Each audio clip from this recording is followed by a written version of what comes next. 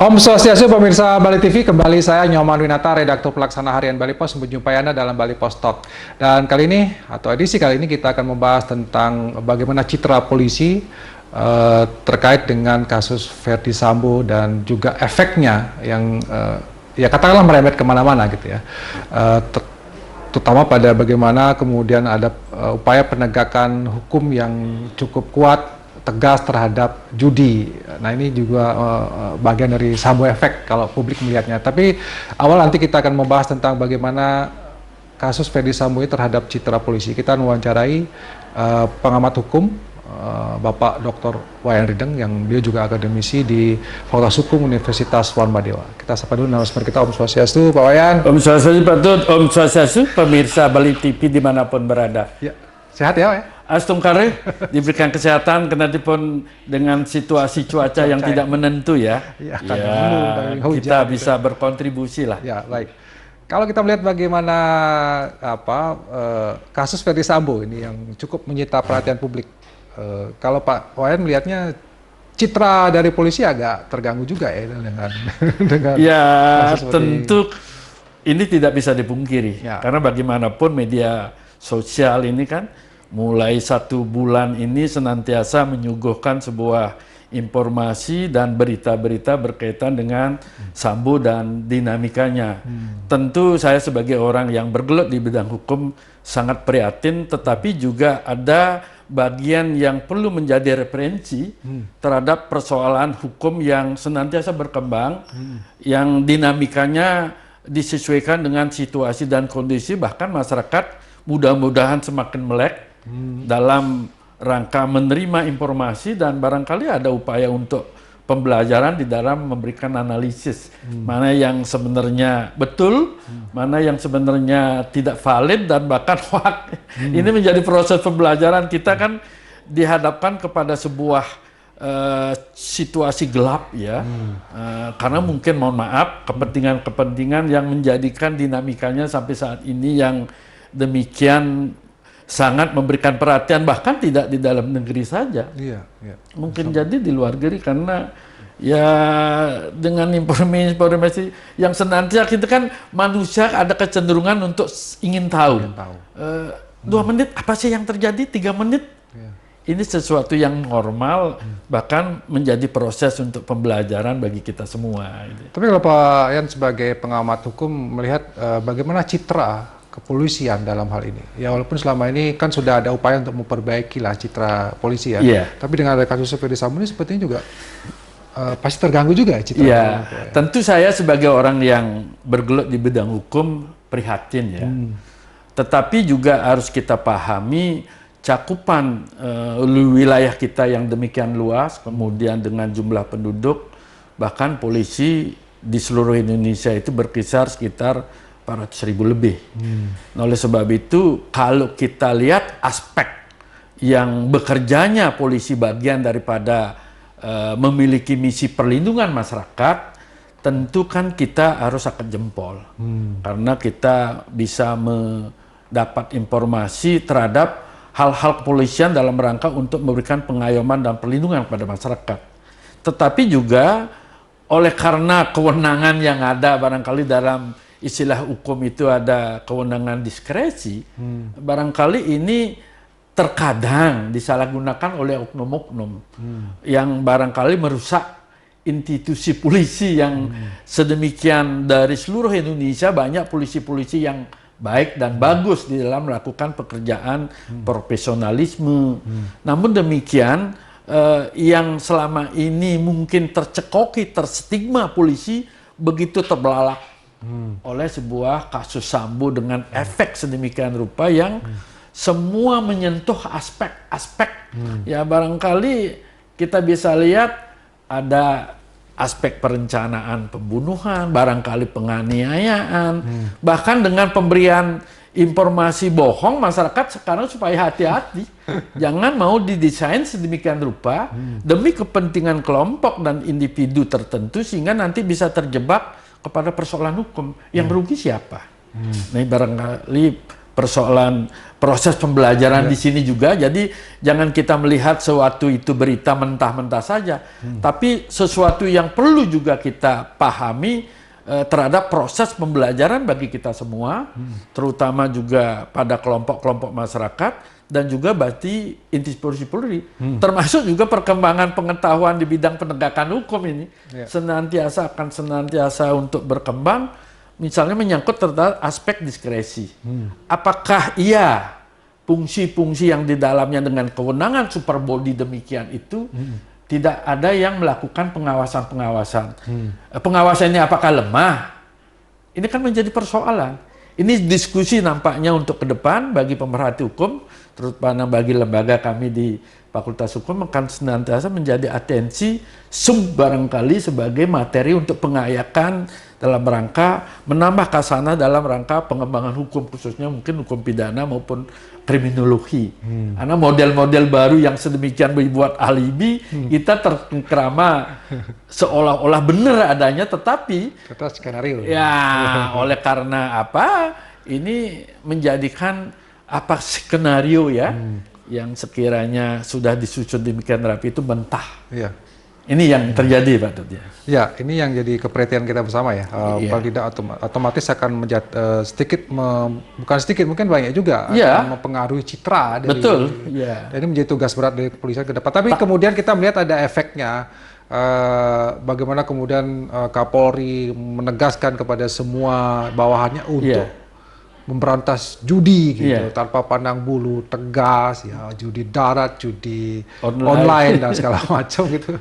Apakah ini hal yang apa ya? Kalau menurut Pak Wayan gimana? Ya, apakah ini merupakan hal yang sudah cukup baik untuk mengembalikan citra? Ya, karena sejatinya kalau kita secara historis ya, sosiologi hukum dan antropologi hukum ya, sekiranya kan manusia itu dari dulu ada model-model yang dalam bentuk judi lah. Tetapi kan tidak masif seperti sekarang ini. Sekarang masif. Bahkan sudah bisa dilakukan di berbagai pelosok kan dengan perkembangan teknologi yang demikian pesat. Masif dimaksud kita ada di tempat tertentu dengan santai, dengan keluarga, kita bisa melakukan judi. Kalau dulu kan tidak mungkin. Nah, persoalan judi dalam ranah efek ya, imbasnya, dampaknya ini yang terkadang menyengsarakan. Ini persoalan hukumnya itulah. Karena bagaimanapun judi itu kan di sana ada unsur untung-untungan. Lalu sebab itu tidak sedikit dalam perkembangan ya memang kalau memang pengepul atau pelaku yang menyelenggarakan ya tidak sedikit untuk menguak keuntungan. Tetapi yang masyarakat ini tidak sedikit yang menjual harta benda, kewarisannya, lain sebagainya. Bahkan memunculkan kriminal pada tingkat mungkin di keluarganya, di tingkat kehidupan sosialnya. Bahkan model-model kriminal itu diakibatkan oleh pelaku-pelakunya kan diawali oleh main judi. Bahkan judi itu kan berimbas kepada kriminal lain. Bisa saja prostitusi, narkotika. Karena sudah ketagihan Pak. Kalau sudah ketagihan itu ya apapun dia lakukan. Tidak berpikir apakah ini berakibat kepada akibat hukum. Tidak berpikir. Karena sudah nafsunya itu sudah terdoktrin ya. Saya melihat bahwa memang saat ini judi ini memang sedang sangat masif. Kemudian yang kedua, bagaimana kemudian efek dari judi ini harus kita akui memang sangat luar biasa ya. Buruknya betul. Masyarakat bagi individu. Nah karena itulah juga sudah tepat misalnya sekarang Kapolri menegaskan kembali untuk bisa menindak.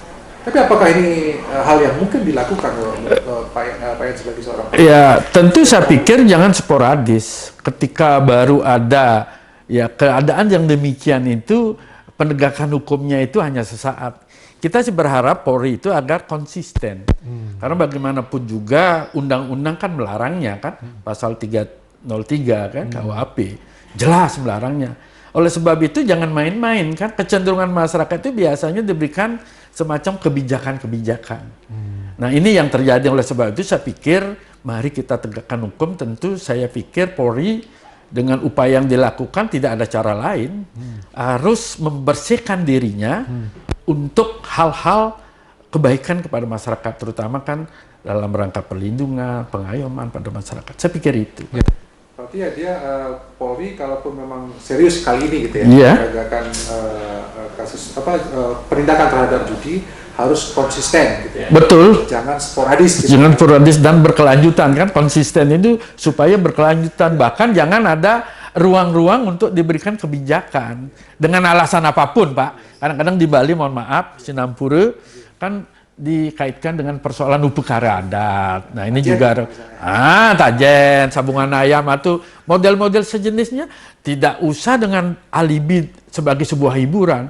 Hiburan biasanya nanti secara kecil-kecil, besar-besar itu akan ketagihan. Ini persoalan untuk anak cucu kita ke depan lah. Jadi tidak ada ruang-ruang yang kita tadi ya semacam memberikan alibi, memberikan kesempatan pada masyarakat. Kalau tegas harusnya gitu ya. Iya, semestinya demikian, sehingga masyarakat itu melihat sesuatu itu yang menjadi larangan. Kalau sudah larangan jangan diikuti, jangan main-main karena memberikan sebuah konsekuensi atau akibat hukum. Tapi ini menjadi tantangan sendiri buat Polri, misalnya karena misalnya ada menggunakan teknologi secara online dan sebagainya, agak sulit juga ya kalau. Iya, ini persoalan tantangan kepolisian ke depan ya. Semakin canggih perkembangan teknologi, kadang-kadang itu model-model pelanggaran hukum atau misalnya perbuatan hukum kriminal itu juga akan menggunakan menyesuaikan kecanggihan. Nah, apa yang mesti dilakukan? Polri tentunya harus mereformasi diri, harus menguatkan diri, harus juga melakukan pembelajaran. Nah, ini yang penting ke depan. Tapi masyarakat menurut saya juga harus ya tentu harus ada partisipasi, Pak. Betapapun hukum itu dibuat dengan catatan tinta emas, kalau tanpa ada peran serta partisipasi masyarakat dalam rangka mendukungnya ya tidak berarti apa-apa. Itu ya kira-kira seperti itu. Baik, mungkin sebagai closing statement dari Pak Yandridan, apa yang pesan kemudian kepada Polri terutama, kemudian kepada masyarakat kaitannya dengan yang reformasi Polri, kemudian bagaimana masyarakat juga mendukung tugas Polri, ya kaitannya misalnya salah satunya dengan penegakan pemberantasan judi tadi, Pak. Iya, tentu saya sebagai praktisi hukum dan juga bergelut di bidang pendidikan hukum berharap polisi tentu momentum yang sangat penting dalam rangka untuk membersihkan diri melalui ya tentu saya sebagai orang yang ada di lingkungan pengelolaan pendidikan hukum berharap polisi melalui kesempatan ini ada momentum dalam rangka untuk meraih kembali kepercayaan masyarakat yang hampir 30 hari itu mendekati kehilangan kepercayaan masyarakat. Dan tentu dalam apapun penegakan hukum, karena polisi sebagai alat negara dalam kerangka penegakan hukum tentu harus konsisten dalam rangka penegakan hukum tanpa ada dalih untuk kebenaran apapun. Yang ketiga, tentu harus mentransformasi diri, senantiasa belajar yang didasari oleh perkembangan iptek, karena model kejahatan tentu akan disesuaikan dengan kekinian. Itu yang terpenting yang perlu dilakukan. Jayalah Kepolisian Republik Indonesia. Oke, terima kasih Pak Yandridan atas waktu dan pencerahannya ya. Bagaimana kita melihat bahwa memang dalam konteks ini citra polisi menjadi pertaruhan berkat atau bukan berkat ya, karena kasus Verdi Sambo ini menjadi mengalami penurunan, kemudian harus diperbaiki salah satunya dengan bagaimana menegakkan tindakan pidana judi ini ya dengan betul-betul serius, konsisten gitu ya, jangan konsisten gitu, harus secara menyeluruh, tidak hanya sporadis. Mudah-mudahan ini menjadi catatan kita bersama, kita harus dukung juga tetap Polri demi kebaikan kita bersama. Demikian Bali Post Talk kali ini, saya ucapkan terima kasih atas perhatian Anda. Saya tutup dengan promo Santi, Om Santi. Santi. Om, terima kasih, sampai jumpa.